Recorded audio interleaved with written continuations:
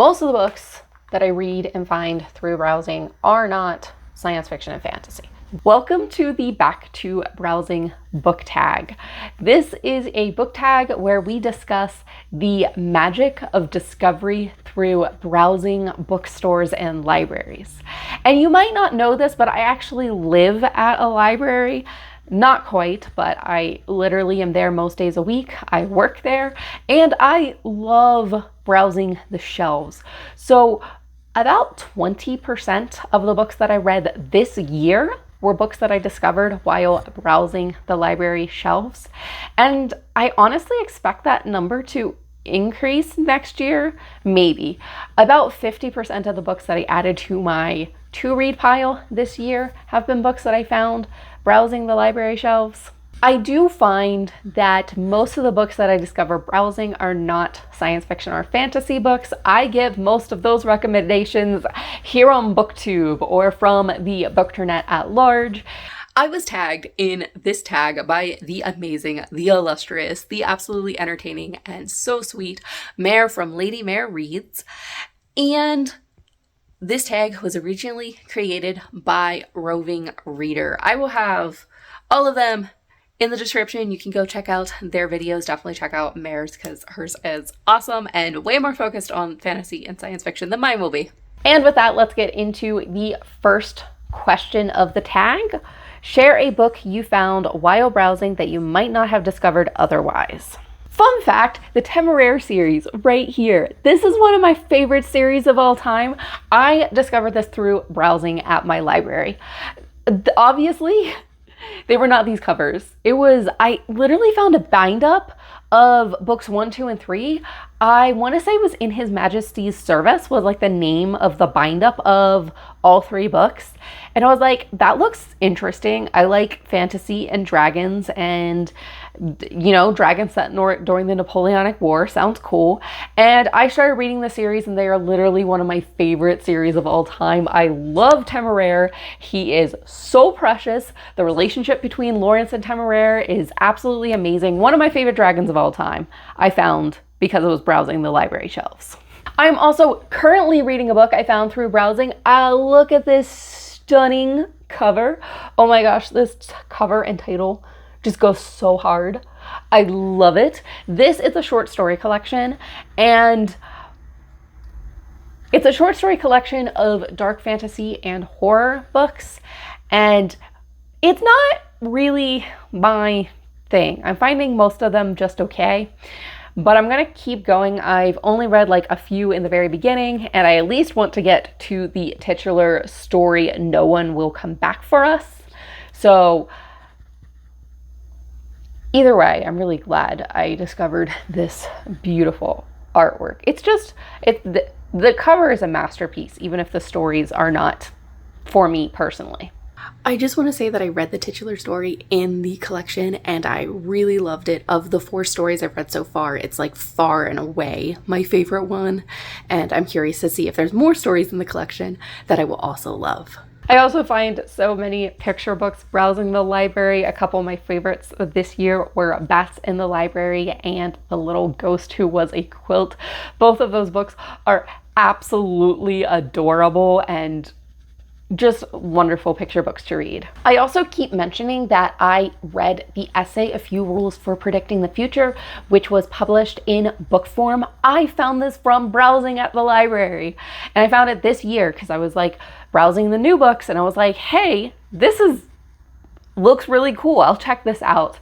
And it's an essay that was like basically published as a book this year, but I would not have read it if I did not discover it browsing the new titles at the library. Also, I know this might be slightly different. This is not like browsing at a bookshop or the library, but I was browsing on NetGalley and I requested Lost Ark Dreaming, and it became one of my favorite books of the year. So that's a different type of browsing, but it was not a book that I was aware of prior to browsing online. Moving on to question 2. Share a book that made you view things from a different perspective or exposed you to new ideas. There are so many books like this. Where do I even begin? And several that I read this year. So I read A Sorceress Comes to Call. by T. Kingfisher, and T. Kingfisher always writes both like dark and cozy books. Her books are weird and interesting, and I love them.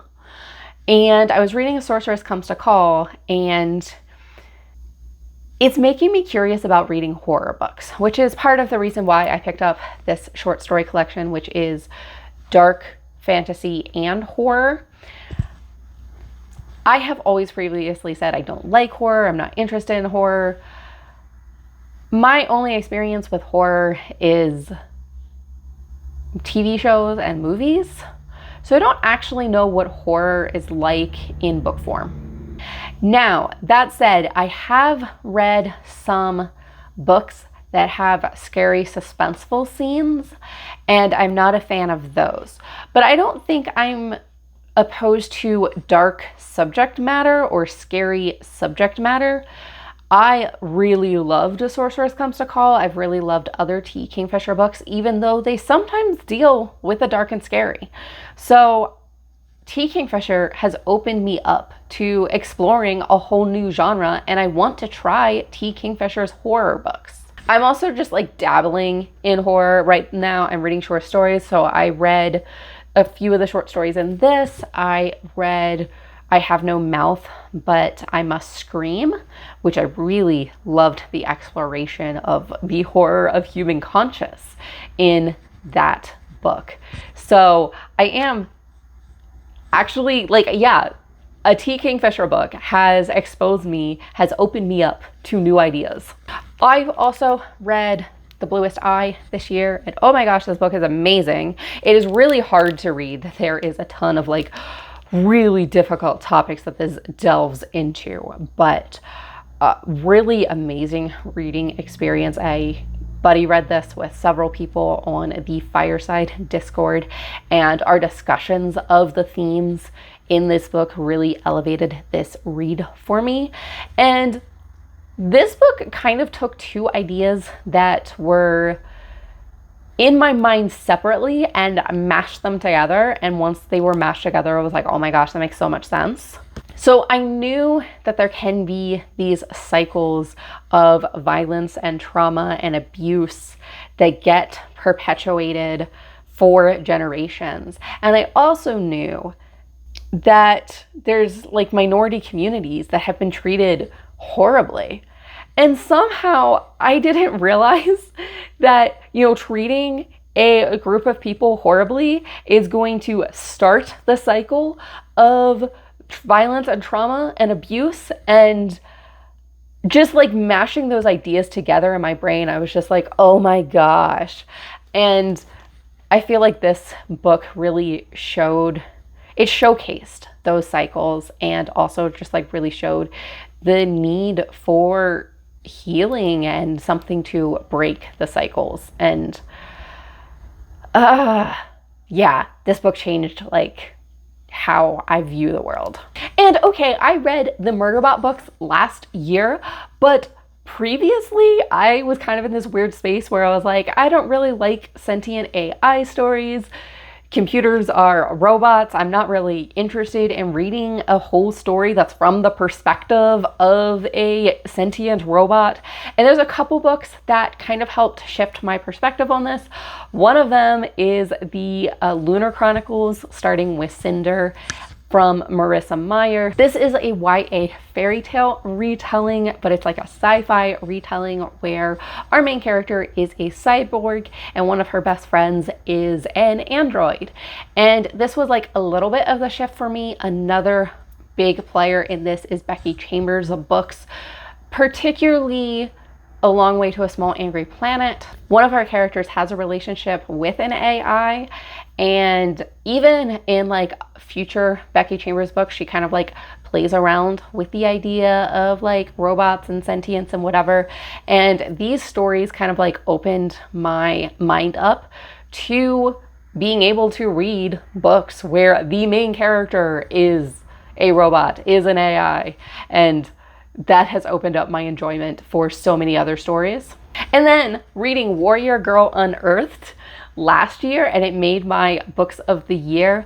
Oh my gosh, there is so much in that book that I was not aware of. So like, reading books from other perspectives that I don't personally share really helps me understand other perspectives. And Warrior Girl Unearthed talked about, you know, our main character basically ends up working at the tribal museum for the summer, and then she learns about the director of the tribal museum trying to get artifacts and human remains returned to the tribe. And then archaeology was one of my interests this summer, and I was reading like nonfiction books about archaeology, and one of the nonfiction books I read, and yes, I read it because of browsing, talked about this exact issue. And it talked about, you know, we can learn a lot from the past through archaeology, through discovering these human remains and through discovering artifacts. But there are some places that, you know, indigenous people to the area consider these places sacred, or consider like the remains are something that you shouldn't mess with. And it talked about like trying to find the balance between learning from the past and also like respecting these beliefs. And it talked about a very specific case where this exact thing happened, where there was remains that were found and the indigenous people were like, hey, these are our ancestors, we would like them returned. And the remains are currently to this day in a museum. And I was just like, that's not finding a balance. So it was really interesting to read that after reading Warrior Girl Unearthed, because it was like, everything it talked about in that book is real life. And then I'm going to talk about The Three-Body Problem and The Adventures of Amina al-Sarafi. Both of these books, I feel like, helped me embrace uncertainty. Particularly, that was a theme in The Three-Body Problem, is embracing uncertainty and how uncertain we actually are about things. And The Adventures of Amina al-Sarafi is very much a fun, swashbuckling historical fantasy, and I loved it. And then the author's note at the end also talked about how we are uncertain about certain things like pirating in history because they didn't exactly leave records because they were criminals. So I love just like reading both of those books close together really helped me embrace uncertainty. And oh my gosh, I read Another Place at the Table, and then I'm gonna put some caveats on this one. I have not read this book for a very long time, and I read this book in high school. And this book is not about these themes, but it's a memoir of a foster mom who took care of foster children in the US in like the 80s, I think. And it was one of the first books that really made me think about how like so many people were in bad situations and circumstances and making bad choices because they didn't have the tools or the coping skills to make better choices. And it kind of helped me see like how circumstances really shape people. And then that also has me thinking about like punishment and justice, and if we should be focusing more on healing and restoration. And this is one of the first books that like really, really made me think about that deeply. But the book is not about that. The book is just about this mom's experience raising numerous children. And I'm not even sure if I read it today, what I would think of it today. But you know, it opened my eyes when I read it in high school. Question number 3 is, share a book that has changed who you are as a person or altered your day-to-day habits. I feel like I've already shared a lot of those. Like, honestly, probably Another Place at the Table should have been for this question. Amina al-Sarafi and The Three-Body Problem also probably should have been for this question. They have definitely changed who I am as a person. The book I saved for this question, though, is a book that has completely changed my life. I've not had a book just completely change my life the way this one has, and that is Wild New World. Now, this one was not one I found browsing. It's actually one my partner recommended. He was talking about this. This is a subject he's interested in, and he's like, hey, you should read this book if you are curious about learning more about it. And I was like, yeah, I'm like passingly curious. I'm not like super into it, but you know, I'll try the book. Oh my gosh, I am in love, and this is why I started like literally reading other books about archaeology and natural history, and I kind of did a deep dive this summer, not really a deep dive. I have so much more to explore, but I absolutely love natural history now. I love learning about prehistory. I'm into dinosaurs now. Like, I want to get out fossil books. There's other books on dinosaurs that I was like, what else can I read on this topic? And I have them on my TBR. Some of them are definitely getting read next year. This book unlocked an interest for me that I didn't even know I had. And I've not had a book completely shift my perspective like this book has. There are so many books that I can say, hey, this book helped open me up or expose me to new ideas, or, you know, it pushed me along the pathway.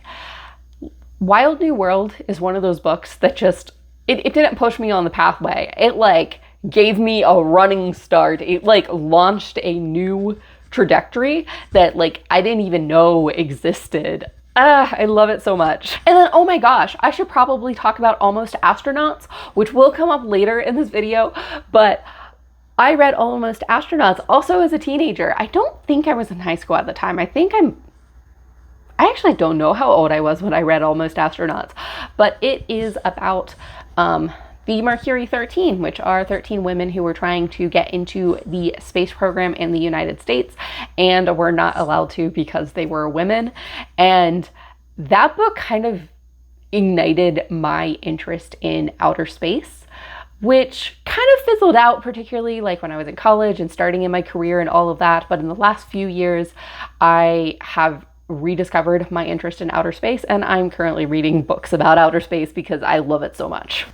And oh my gosh, A Spear Cuts Through Water. A Spear Cuts Through Water was a book that I read earlier this year, and okay, prior to this year, I didn't think that I really liked books that like play around with narrative and unique storytelling, and The Spear Cuts Through Water is the most unique fantasy book I have ever read. And since reading it, I actually seek out books with very unique storytelling ideas. Like, that's a selling point of a book for me now. It used to be, I'm not really sure about that book. Now I'm like, I must read it.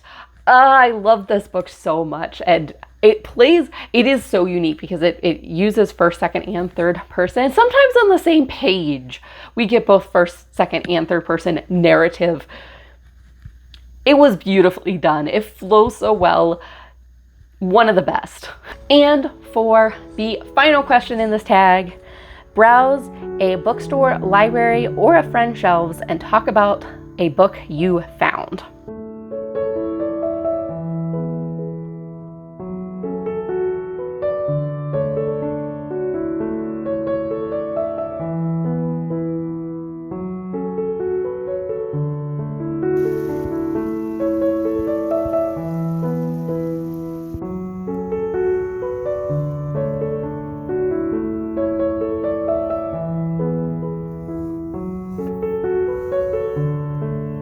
As you can tell with all the other questions in this tag, I'm not just going to talk about one book. I'm going to talk about all of the books. I promise you, I have some speculative fiction. I have some fantasy sci-fi in this pile. Most of them are not fantasy sci-fi because, as I said, most of my fantasy sci-fi I discover from BookTube, and most non-fantasy sci-fi I find from browsing. This book I found because I was browsing the new shelves. This book is about a teenager who is growing up under a dictatorship and also growing up under her parents' restrictive rules for her, and it's about living under repressive rules and rebellion against them, and it sounds really interesting, and it's very short, so hopefully I read it soon.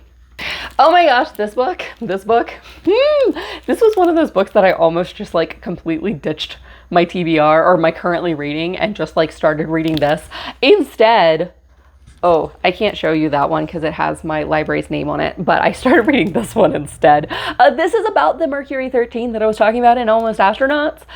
This is like a much more in-depth story, so I actually ditched all my currently reading and just started reading this because I love it. I'm like halfway through it, and yeah, I love it so much. Okay, I love these types of stories. Okay, so this one, literally, the cover says, on February 1st, 2023, 10 astronauts were orbiting the planet. 7 were headed back to Earth on the Space Shuttle Columbia. they never made it. And 3 men left behind found themselves too far from home. So after the Columbia and Challenger disasters, they grounded spaceflight, and we still had 3 men on the ISS. They didn't know when they were coming home. And then, oh my gosh, so we actually, the US has 2 astronauts that are stuck on the ISS right now as I'm filming this. And they have been stuck on the ISS for most of this year, which has made me kind of do a like deep dive into like, okay, what are other times astronauts have been stuck in space? And it's happened a handful of times. Most of the time they're stuck for a short amount of time, but it's basically very similar to this where in this one, they like stopped spaceflight for indefinitely until they could, you know, make safer spaceflight, because we just had like 2 major space disasters, and basically these men didn't have a way home. And I don't know the end of the story. I need to know. Oh my gosh. The 2 that we have stuck in space right now, they basically went on a spaceship that they were supposed to be able to take up and back, but there were mechanical problems on the ship, and NASA decided that it was not safe, or it was too risky anyway, for them to take that same ship back to Earth. So they were only supposed to be in outer space on the ISS for about a week, and they've been up there for like, well, right as of right now, I think it's been like 7 or 8 months, but they do have plans to come back in February. They have a ship that has been taken up there. There was another mission that they were going to take to the ISS, and they basically made sure that there were 2 extra seats or for these 2 astronauts that are currently up there to return with that mission. So they will be coming back in February. It's not the first time. Oh my gosh, no one on BookTube cares. Just stop, okay? I'm sorry. I'm passionate about all these topics, and like, it's okay. It's okay. Let's get back to some fantasy sci-fi, okay? This is what BookTube cares about right now. This is what I've built my channel around. I might need to shift gears and talk about anyway. I don't want to like make my channel about like all of the things and then like no one cares about all of it. So I was wanting to be like more focused, because like I primarily read fantasy and science fiction, but I think I need to like expand my channel into all of the things that I read.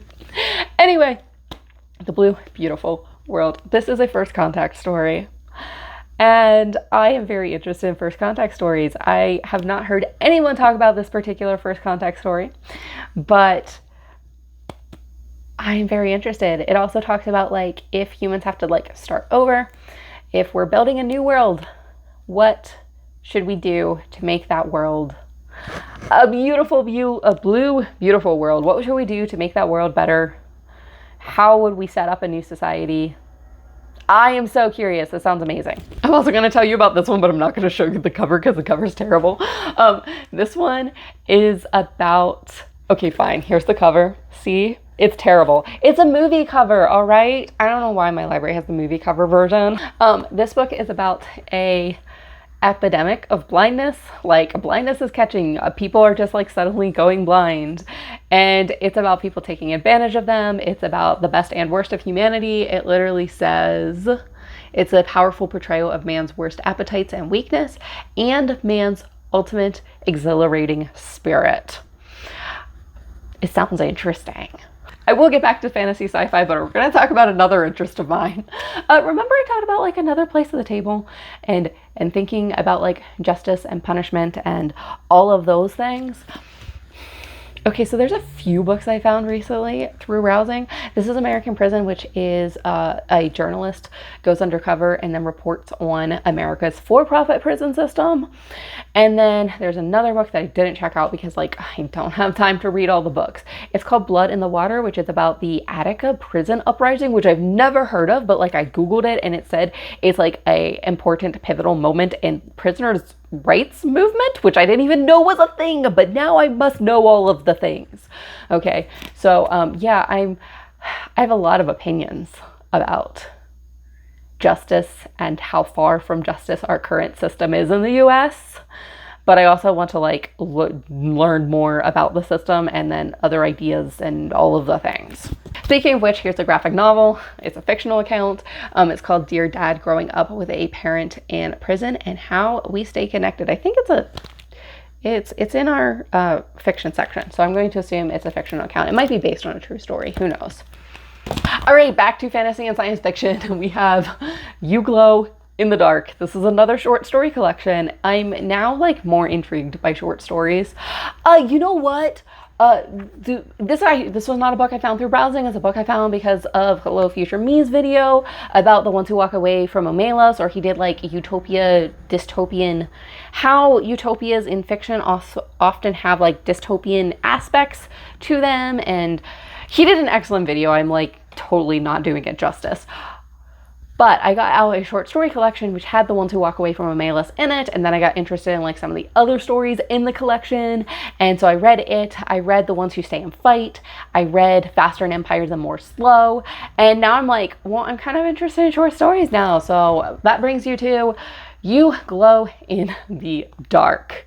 This says, these stories examine the aftermath of terrible trespasses, mostly only whispered about, and the alien gaze is a keen instrument for dissecting the human condition. Sounds good! And finally, back to what I was talking about justice and like Another Place at the Table, which was like the foster mom's story. This is like a combination of both of those. This is notes from a former caseworker transforming the Child Protective Services. Okay, so I know like some about this, but I definitely don't know enough to like speak intelligently on it, and I'm interested in learning more. I'm sorry, that was very not science fiction fantasy heavy. But this is the browsing tag, and these are the books that I found browsing. And now it is tag time. I'm going to tag all the people. First, I'm tagging Katya from Page Turners with Katya. I'm also tagging Kat from The Fairy Librarian, and Ray from Ray Loves to Read, and Tim from Tim Burbage. To go check out all of their channels because they are all awesome and you should be following them as well as me. And I hope to see you in another video. Happy reading!